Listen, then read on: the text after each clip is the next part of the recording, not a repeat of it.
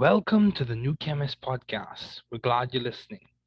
Feel free to download this podcast on Google Podcasts, Apple Podcasts, and Spotify. Here on the New Chemist, we discuss chemistry, which simply put is the science of change, as well as careers, community, research, and COVID 19. We're happy you're tuning in. My guest today is Joe Dickman. Thanks for joining me today. It is so good to hear from you. Just briefly, I'll inform my audience about you. Joe Dickman is a good colleague and friend of mine. We attended Taylor University together. He currently is attending University of Wisconsin-Madison Medical School. We did research together under Dr. Daniel King, and he is an intelligent young man. It is so good to have him as a guest today on this podcast. Please welcome Joe Dickman. Thanks, Joe, for joining me today. It's good to have you here. Hey, thanks so much. It's good to be here. Yeah, dude, definitely. Joe is a good colleague of mine from Taylor University, so it's always a pleasure to have him on as a guest. So, what have been your long-standing interest in the field of science? Long-standing. I remember telling my second grade teacher that I wanted to be a scientist when I was, when I was in second grade. It's so interesting to think about what got me interested in science, as a career. And in some ways, I know that medicine isn't exactly science. It's not maybe chemistry, but there's a lot of science, I think in medicine.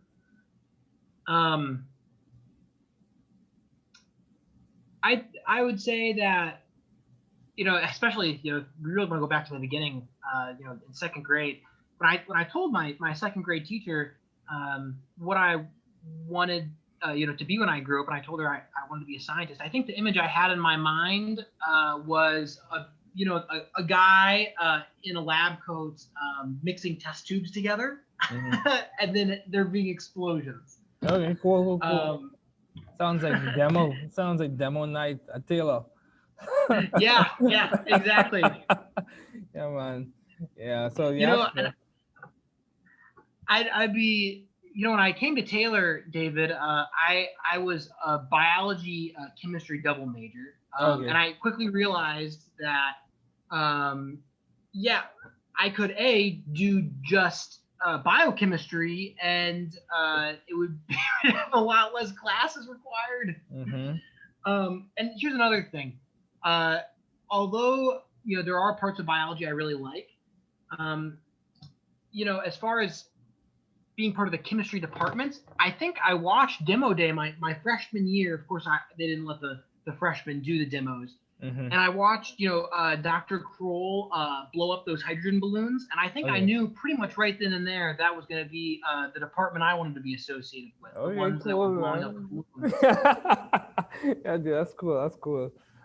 So given all the challenges that you probably have faced, how do you maintain view of the bigger picture in your career and in your life in general?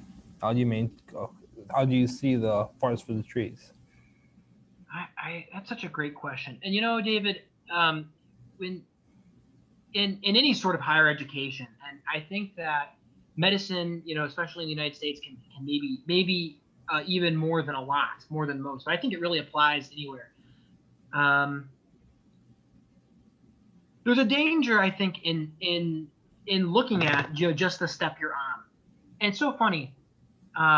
In Hoosiers, have you ever seen that movie, the basketball movie? You should really watch it, David. Yeah, definitely. It's sort of it's an Indiana movie. Actually, my mom was an extra in that movie, if you can believe it, was filmed. Okay. It's about basketball. It's about the smallest school. So actually, up until 2000, the early 2000s, the Indiana State basketball tournament was open to all schools.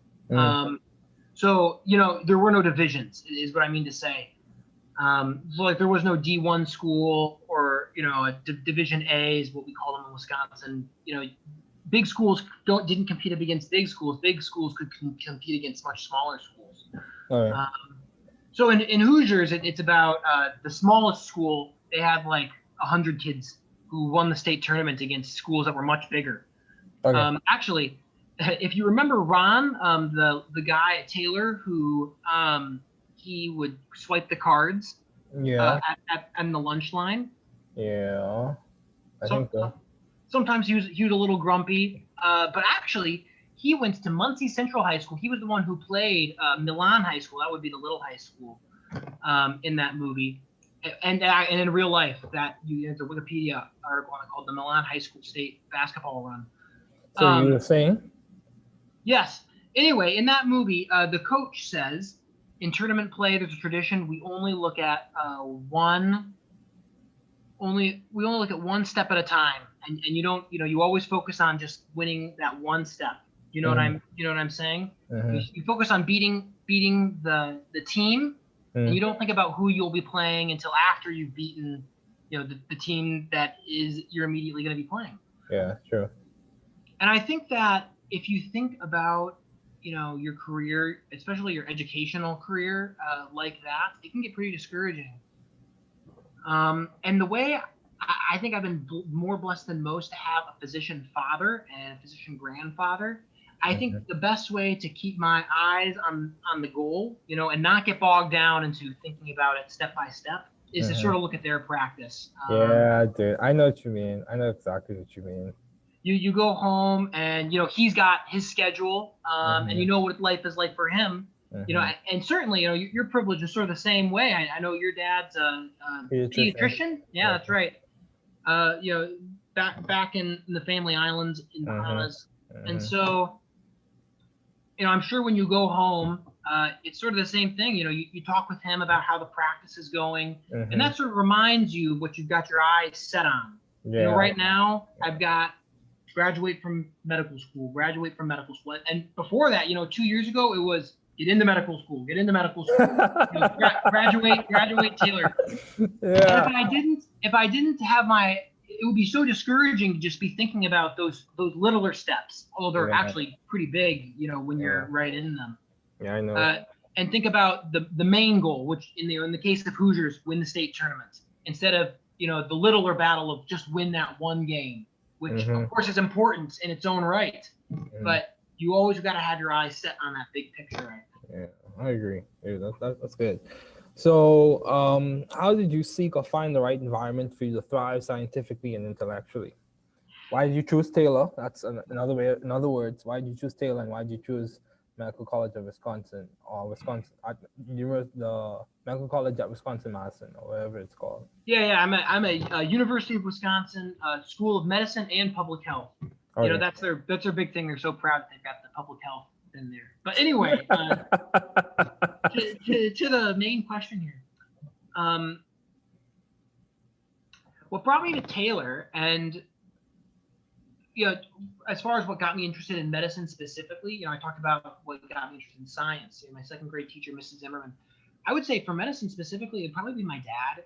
Is probably my biggest inspiration as far as that career goal. But how did I attract people? It hasn't just been him, obviously, in my educational career. Even in high school, I was really blessed with a lot of teachers that I thought really fostered a love of learning. And while they didn't maybe teach me medicine, I think they taught me how to learn, and that's obviously important. As far as Taylor is concerned, I heard about Taylor because my parents met at Taylor. Both of them are Taylor grads. Okay, same with my parents. My dad graduated with Kevin Diller and Dr. Mike Hammond, the provost of Taylor, who's the current provost of Taylor right now. Okay. And they graduated in 93. Okay.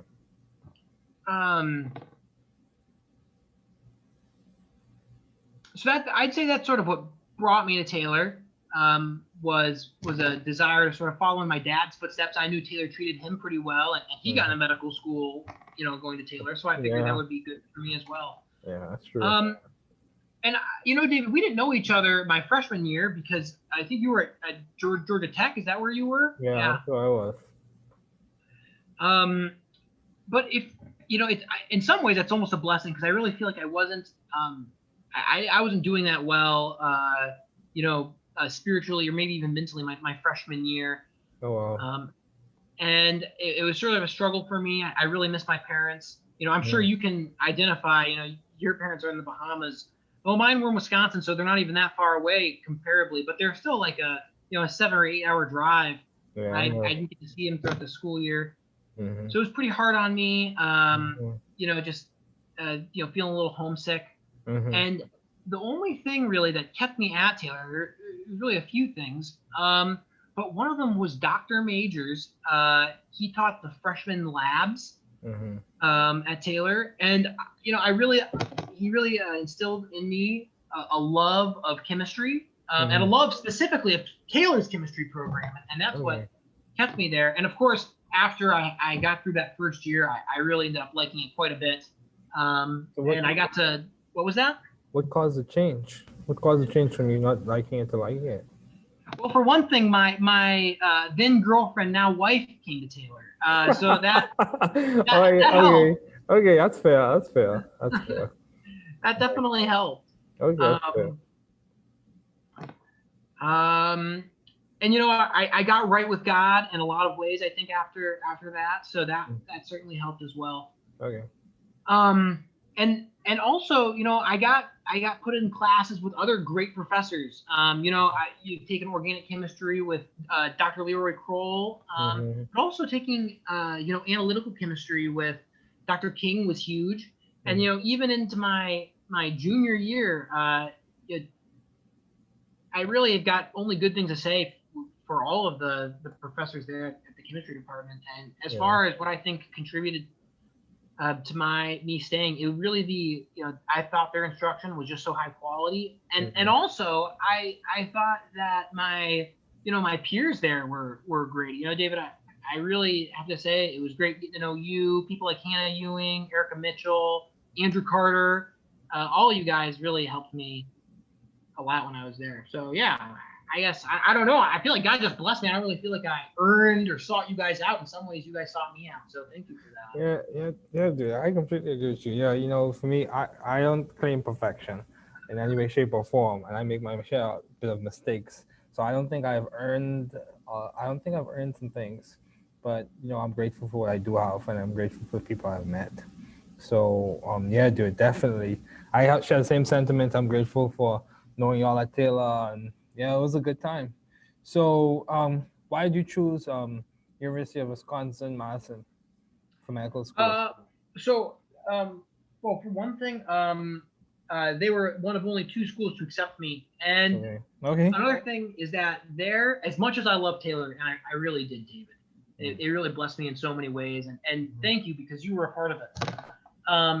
But I was looking to get a little bit closer to home, and Madison is only an hour drive from that must be nice. my house. That must be nice.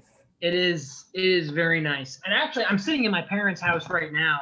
The huge map in the background is their map. Okay, cool. Yeah, man. So, Joe, how do you maintain a balanced life given all your responsibilities and accomplishments as a medical student, as someone who graduated from Taylor? All these accomplishments and your responsibilities now as someone who's going to eventually have a family. How are you maintaining balance, or trying to maintain balance, I should say? Yeah, well, David, it's been pretty hard to maintain balance. Medical school is pretty demanding, even more demanding than I think I was anticipating. Yeah. My wife is a great resource for me for maintaining balance. In the era of COVID, we both sort of work from home. Most of my lectures are online, and she sort of works remote. And we share an office. So it's really good having a conversational partner throughout the day. If I want to talk to someone, I got someone right there. Yeah. It's great. On the weekends, I guess it's hard not to be able to go out maybe as much as we could have without the pandemic going on. But having that person there, we watch movies together. She's a great conversationalist. So I think that's really how. Very good. So, Joe, what would you say has contributed most to your success as a student? My wife and my teachers. Okay. Especially right now, medical school is pretty expensive in the United States. and because I'm married to just a great wife, I get the privilege of sort of being a parasite on her financially. So she pays for my my room and board and Okay. my medical expenses. Okay, Joe. Okay, that's cool. That's cool. That's cool. Yeah, dude. Definitely family and a professional community does help. Yeah, and she's So that social support I was talking about, you know. yeah, dude, we And need that. We need that. yeah, Yeah. yeah, absolutely. And my teachers too. You know, I couldn't ask for better teachers at Taylor and at UW-Madison. So. Yeah, dude. For me, my social support comes from different areas. I don't know. For me, my social support during this time has come from me going to church as well as interacting with some of the Christian people on campus and talking to my family from home, and then a few people from the cohort, but that's about it. Mm. Yeah. Yep. So, how do you maintain vision and teamwork in your environment?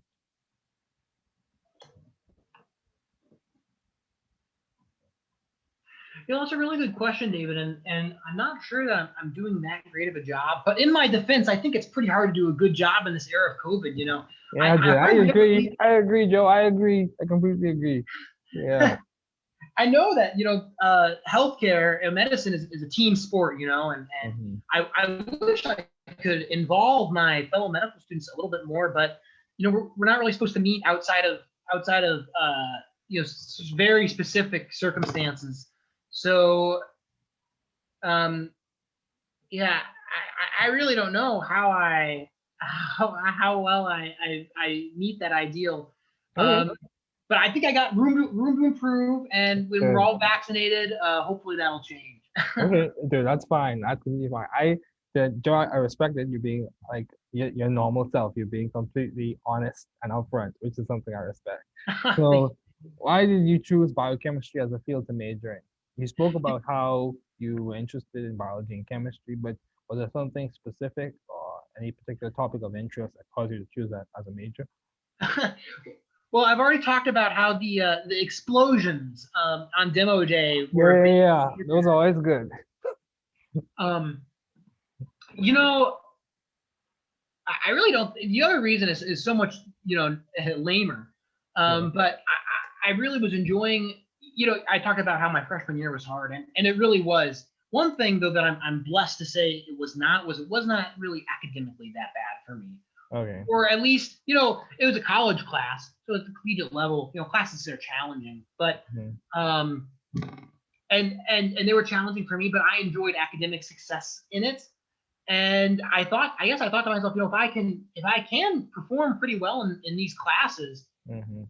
you know, I might as well cultivate that. So, you know, the explosions and the fact that I was enjoying some academic success in there as well, and seemed to have a knack for it. Yeah, that's good. That's good. So, um, as we conclude, um, do you have any advice for those wanting to pursue the field you are currently studying in? Yeah, you know, we talked about the tournament play and how you don't. I think the best advice, actually, David, is sort of related to that answer. I think the best thing you can do is to not get locked down into just thinking about the step you're on. You got to Mhm. keep your eye on the main goal.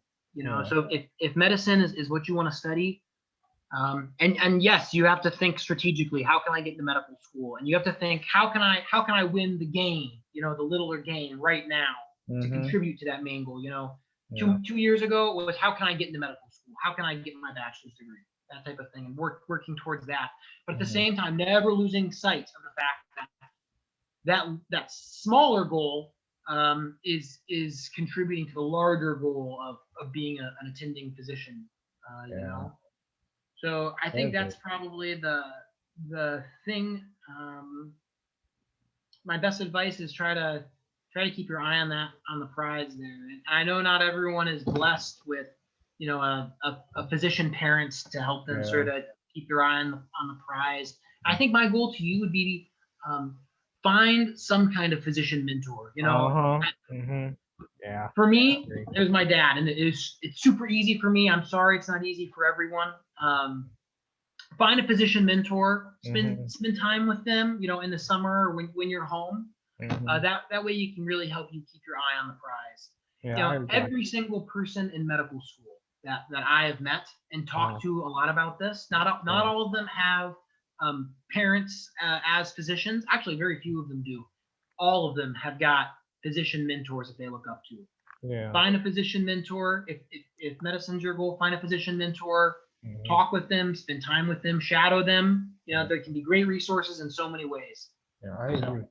I agree, dude. I agree on so many levels because for me, even when it's challenging in graduate school, knowing having parents who've completed graduate school, it does provide context for me and it allows me to put my challenges within a context and understand that if they could do it, then I could do it as well.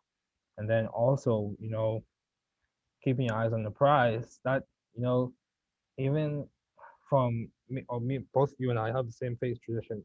So even in our faith, one of the things that we are, one of the things that we are taught is, fix your eyes on what you believe and who you believe in. So yeah, dude, that's definitely a good thing. So what has been some of the most beneficial advice you have received? What was that, David? What has been some of the most beneficial advice you have received?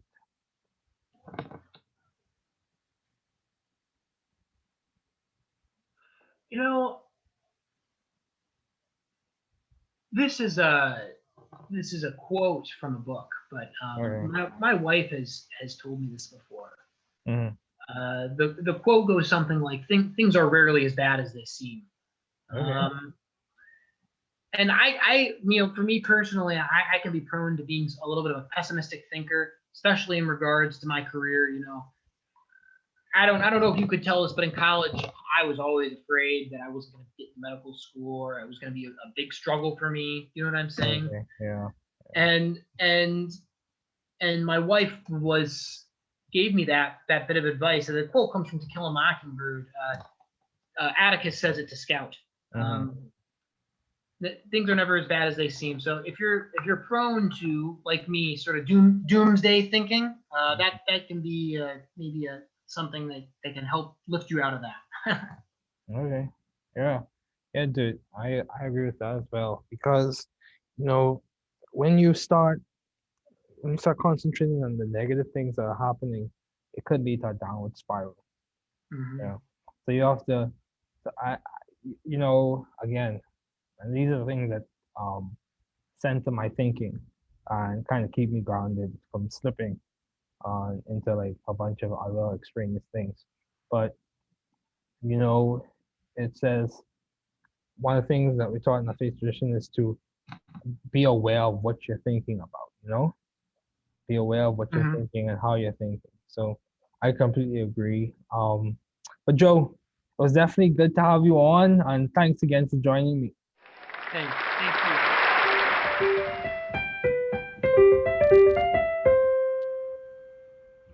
Thanks for listening. We're glad you were able to tune into this podcast. Once again, this is The New Chemist, where we discuss chemistry, which simply put is the science of change, as well as the other sciences, careers, community, research, and COVID-19. Thanks again for listening. Note, the views on this podcast represent those of my guests and I.